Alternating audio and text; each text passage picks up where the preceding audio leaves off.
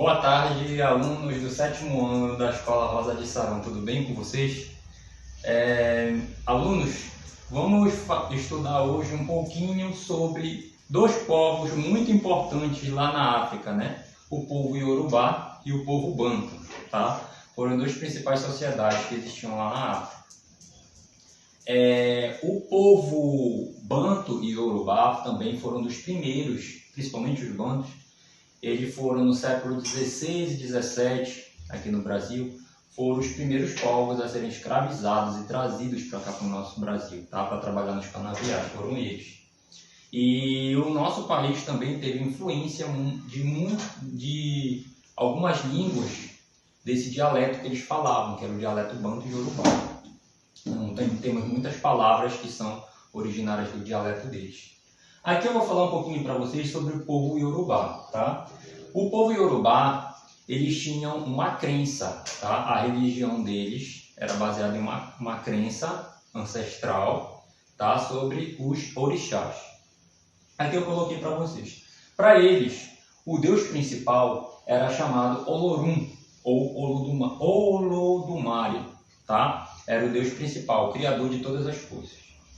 Então, o Olodumare, o Olorum, criou os orixás, tá? Os orixás são intermediários entre os seres humanos e o Deus principal, né? O Olorum.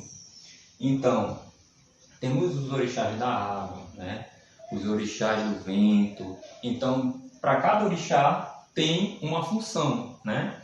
Então, no decorrer da história, cada um deles tinha uma função específica, né? E também essa função, né?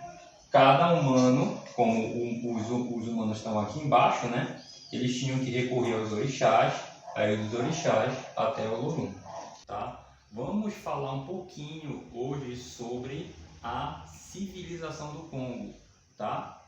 E geralmente quem habitava essa região eram os povos bantos. Vamos falar um pouquinho sobre eles hoje, tá? O povo Banto, assim como o povo Iorubá, ele migrou para várias regiões da África, tá? Eles praticavam muito a agricultura, né, a metalurgia, e tiveram contato com vários povos durante esse deslocamento deles. Aqui é uma estrutura social, tá, da pirâmide social, como era que funcionava lá o Reino do Congo na África. Aqui, ó, quem está no topo da pirâmide é o rei, tá? O rei era o soberano supremo, tá? Ele era conhecido como Manicongo, tá? Significa rei superior, ou rei supremo, né? Ele que era o principal responsável aí pelo governo do Congo. Abaixo dele estão as famílias de aristocratas, tá? Então o rei e as famílias eram o centro da vida política, né, do Congo. Então eles que dominavam o poder ali naquela região. Abaixo dele vinham os camponeses e os escravos. Essas duas classes sociais aqui são as classes sociais mais baixas, né, dentro da sociedade aí do Congo.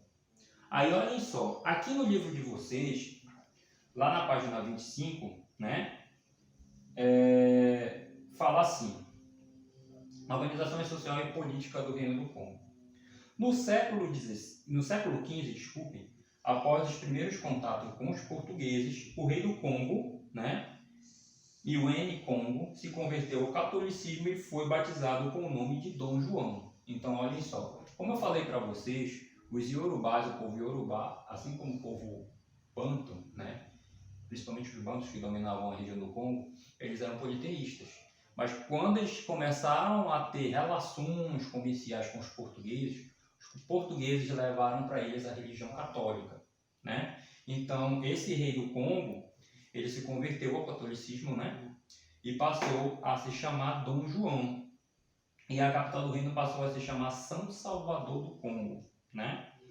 Então, para vocês verem aí como era que esses povos, eles mantinham muitas relações com várias regiões da África, né? Inclusive com a Europa, no caso aqui, né? Com o rei do Congo, esse rei do Congo, o Iwene Congo. A cidade era um grande centro comercial, no caso, né, a cidade de Mbanza Congo, que